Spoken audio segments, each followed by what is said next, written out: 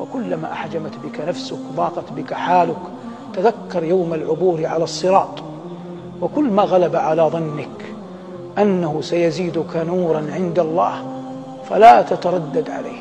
كلنا بشر ضعيف يغلب على أمره، تغلب عليه شهوته، يغلب عليه عجزه، يغلب عليه ضعفه، لكنني أنبهك على شيء يحبه الله. كلما جئت إلى فراشك وكان قد أصابك من العناء والتعب ما أصابك، بصرف النظر عن سبب ذلكم العناء والتعب، لأن الناس يختلفون، هذا مسافر وهذا رحال وهذا عمله في الليل وهذا قيم على أطفال وهذا يختلفون. إذا جئت تنام قبل أن تضع جنبك على فراشك صلي لله ولو ركعتين، قدم ما يحبه الله على ما تحبه نفسك، واجعل هذا بينك وبين ربك، واحتسب أن يزيدك الله به أجرا ويرفعك الله به ذكرا، وأن يجعله الله نورا لك يوم تلقاه.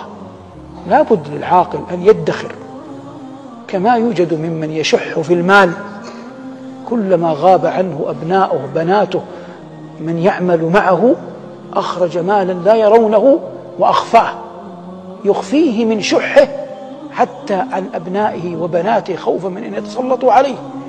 أنت أولى بهذا منه، هو يرجو الدنيا، أنت أرجو الآخرة.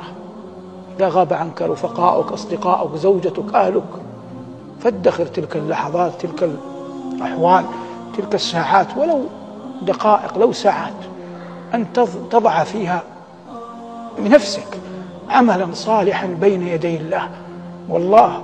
والله هذا ليس قسم إخبار، والله يحب من عباده أنهم إذا هجع الخلق وناموا قاموا له يقفون بين يديه يناجونه بكلامه. قال الله جل وعلا: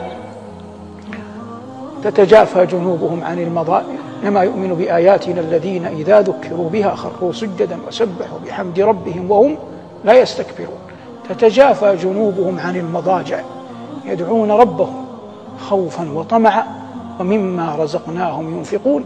وقال صلى الله عليه وسلم لمعاذ: وصلاة الرجل في جوف الليل الآخر.